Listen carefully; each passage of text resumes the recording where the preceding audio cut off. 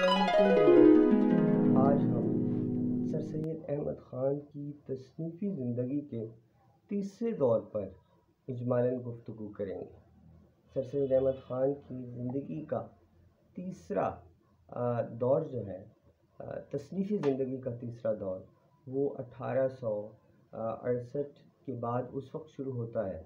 جب وہ اپنے بیٹے کی تعلیم کے سلسلے میں انگلستان جاتے ہیں۔ ہوا کچھ یوں کہ 1868 میں حکومت جو ہند تھی، یا اس وقت کی جو انگریزی حکومت تھی، اس نے ہندوستانیوں کو کچھ نو اسکالرشپ دیے، اور ان میں سے ایک اسکالرشپ ان کے بیٹے سید محمود کو بھی ملا۔ تو انہوں نے بھی سید محمود کے ساتھ انگلستان کا سفر کرنے کا ارادہ کر لیا، اور وہاں پر جا کر وہاں کی لائبریریاں اور وہاں کا جو تعلیمی نظام تھا اور وہاں کی معاشرت اور معیشت کو وہ قریب سے دیکھنا چاہتے تھے۔ دوسرا، انہوں نے ان دنوں میں کتاب جو ولیم میور کی تھی، لائف آف محمد، وہ پڑھی تھی، اور اس کے جو بنیادی ماخذات جہاں سے حوالے دیے تھے ولیم میور نے، وہ انڈیا آفس لائبریری میں کتب موجود تھیں یا برٹش میوزیم میں موجود تھیں، سو وہ ان سے براہ راست استفادہ کرنا بھی چاہتے تھے۔ سو اس مقصد کے لیے انہوں نے اپنے بیٹوں کو ساتھ لیا، اور ان کے ایک دوست خداداد بیگ اور ملازم بھی، جس کا نام چھجو بتایا جاتا ہے، وہ بھی ان کے ساتھ ہو لیے۔ اپنی کتب خانے کی اکثر کتابیں انہوں نے بیچیں، گھر رہن رکھا، 10,000 روپے قرض اٹھایا، اور وہ انگلستان چلے گئے۔ وہاں پر انہوں نے تقریباً کوئی 1 سال 5 ماہ قیام کیا۔ وہاں پر ان کی بہت اچھے لوگوں سے ملاقاتیں ہوئیں، ڈیوکس سے ملے، اور وہاں کے جو سابق سیاستدان تھے ان سے ان کی ملاقات رہی۔ انڈیا آفس لائبریری سے انہوں نے استفادہ کیا، برٹش میوزیم سے استفادہ کیا، وہاں کے جو ایجوکیشنل انسٹیٹیوشنز تھے ان میں بھی انہوں نے جا کر ان کو بہت قریب سے دیکھا، اور ہر چیز کو بڑی حیرت سے دیکھ رہے ہیں، اور جو واپسی اپنے ملک خطوط ارسال کر رہے ہیں، خاص طور پر محسن الملک کو لکھے گئے جو ان کے خطوط ہیں، اس سے اس بات کا اندازہ ہوتا ہے کہ وہاں کی معاشرت اور وہاں کا تعلیمی نظام اور وہاں کا جو انداز زندگی تھا وہ ان کو متاثر کر رہا ہے۔ سو 1.5 سال کا عرصہ گزارنے کے بعد جب وہ واپس آئے تو انہوں نے خطبات احمدیہ کا جواب 12 خطبات کی شکل میں لکھ لیا تھا، لیکن آتے ہی انہوں نے جو پہلا کام کیا وہ ان کی تصنیفی زندگی میں بڑی اہمیت کا حامل ہے، اور وہ ہے رسالہ تہذیب الاخلاق کا اجرا، جو 24 دسمبر 1870 میں ہوا، اور اس رسالے نے آگے چل کر سر سید احمد خان کے خیالات اور فکر کو، جو وہ اس دور کے اندر اپنی مسلمانوں میں اور ہندوستانیوں میں رائج کرنا چاہتے تھے، اس جدید فکر کے دائرے میں داخل کرنے کے لیے وہ کتنے متشدد ہو چکے تھے، اس کا اندازہ ان کی تحریروں سے لگایا جا سکتا ہے۔ سو سر سید احمد خان کا تہذیب الاخلاق اردو ادب میں اگر دیکھیں تو مضمون نگاری یا انشائیہ نگاری کے حوالے سے ایک بنیاد بنتا ہے، اور آگے چل کر ادب کی اس صنف کے فروغ میں بنیادی کردار ادا کرتا ہے۔ اگر ہم انشائیہ نگاری یا مضمون نگاری کی صنف کو دیکھیں تو اس کا آغاز تو فرانس سے ہوا، جہاں کا بہت معروف جو انشائیہ نگار ہے وہ تین ہے۔ پھر اسی طرح ہم انگلستان کی ادب کو یا انگریزی ادب کو دیکھیں تو وہاں پر ہمیں بیکن اور ڈرائیڈن کے ایسز جو ہیں وہ ملتے ہیں، لیکن سر سید کے عہد میں جن سے اس نے زیادہ انسپائریشن حاصل کی وہ اسٹیل اور ایڈیسن ہیں، جن کے اسی طرز کے رسائل اس دور میں انگلستان میں موجود تھے، اسپیکٹیٹر اور ٹیٹلر کے عنوان سے۔ سو انہوں نے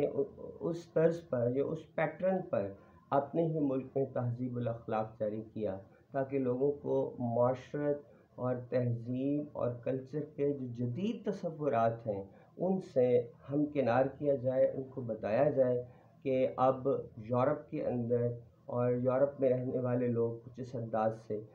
تہذیب اور معاشرت کو دیکھتے ہیں۔ سر سید احمد خان نے اس میں کئی مضامین لکھے جن کی تعداد سینکڑوں میں ہے۔ پھر تہذیب الاخلاق بعض اوقات چلتا بھی رہا، پھر بند بھی ہوتا رہا۔ اسی رسالے کے اندر پہلی دفعہ انہوں نے اپنا سفر نامہ مسافران لندن جو انہوں نے 1869 میں یہ سفر کیا تھا وہ بھی چھپ کر سامنے آیا۔ بعد ازاں مکمل کتابی شکل میں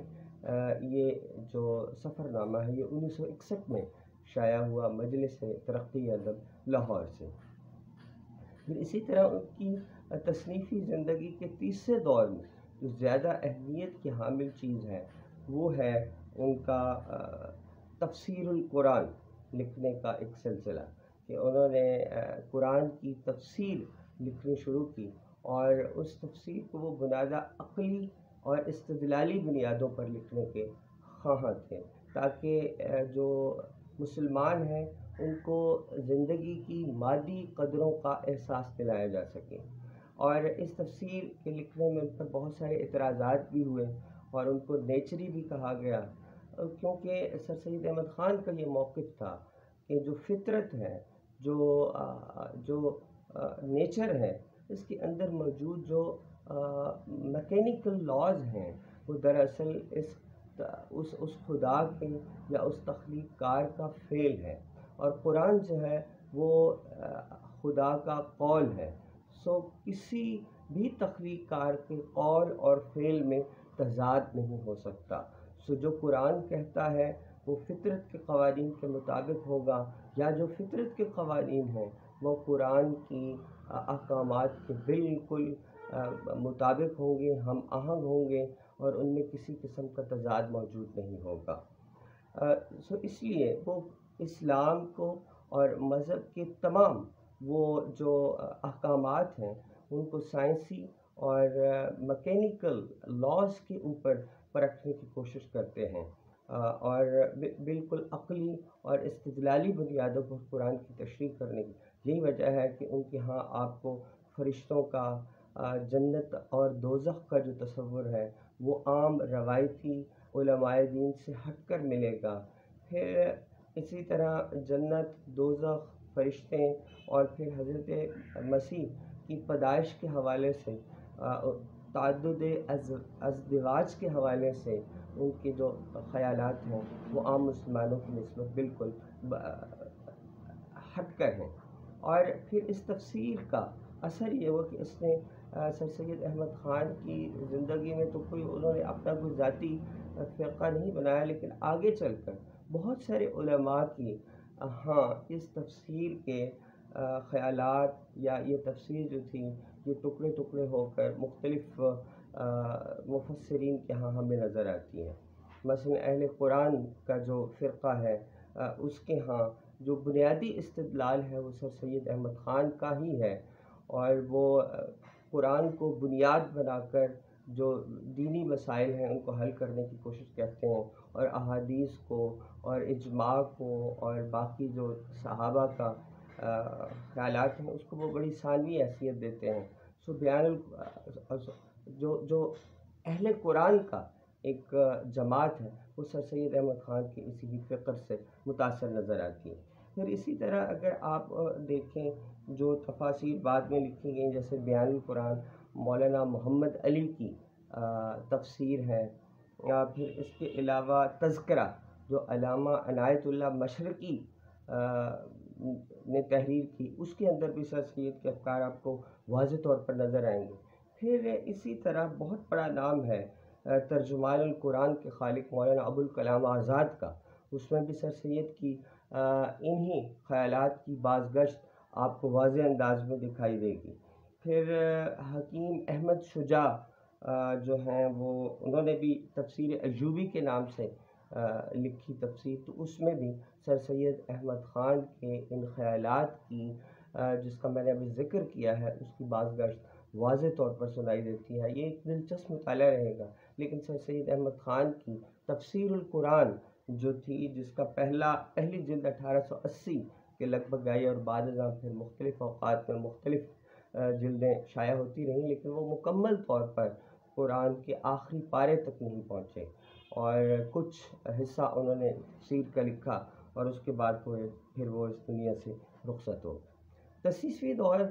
کے حوالے سے اگر ہم مزید گفتگو کریں تو اس دور کے اندر انہوں نے ولیم ہنٹر کی کتاب پر ایک ریویو بھی لکھا، اور ولیم ہنٹر کی جو کتاب تھی اس کا عنوان تھا آور انڈین مسلمز، جس میں اس نے یہ موقف اختیار کیا تھا کہ جو مسلمان ہیں ہندوستان کے، وہ انگریزوں کے خلاف ہیں، اور وہی بغاوت پر عوام کو اکساتے رہتے ہیں، اور وہ عیسائیوں کو اپنا دوست نہیں سمجھتے۔ اس طرح کے جو موقف تھا وہ کسی بھی صورت میں سر سید احمد خان کو قابل برداشت نہیں تھا۔ اس لیے انہوں نے پھر اس کتاب کا جواب لکھنے کی کوشش کی، اور اس کتاب کے اوپر ریویو لکھ کر عام کیا، تاکہ اس کے اثر کو زائل کیا جا سکے، کیونکہ 1857 کے بعد سے سر سید احمد خان اس چیز کے شدت سے قائل تھے کہ جو مسلمان اور عیسائی ہیں ان کے درمیان بڑھنے والے شگاف کو کم کیا جانا چاہیے، تاکہ کم سے کم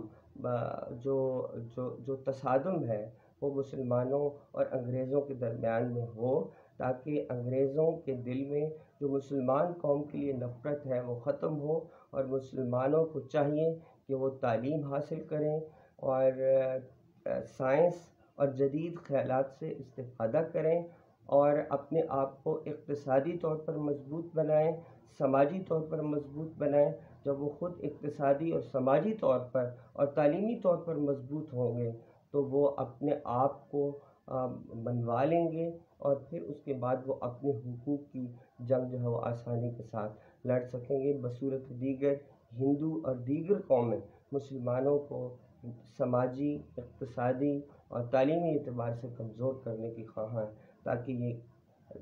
یہ سوسائٹی میں نیچے رہیں۔ سر سید احمد خان مسلمانوں کو اپ لفٹ کرنے کی خواہش کر رہے تھے۔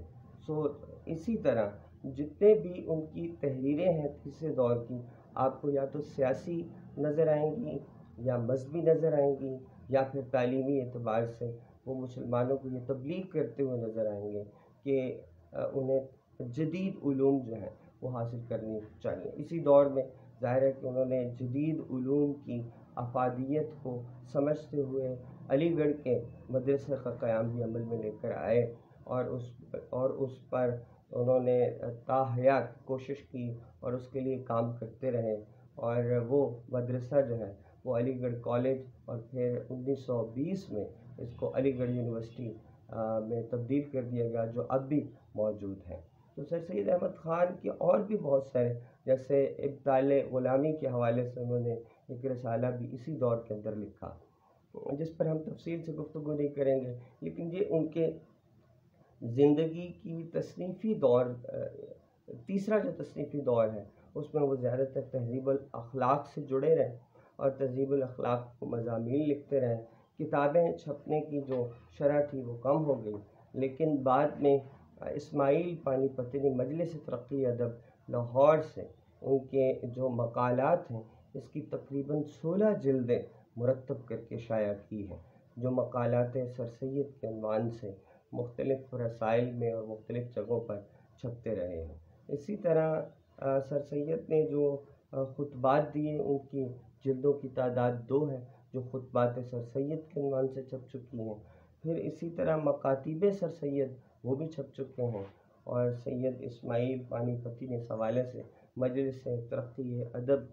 کے پلیٹ فارم سے یا ان کی تحریروں کو محفوظ کرنے کا ایک اہم کام سر انجام دیا ہے۔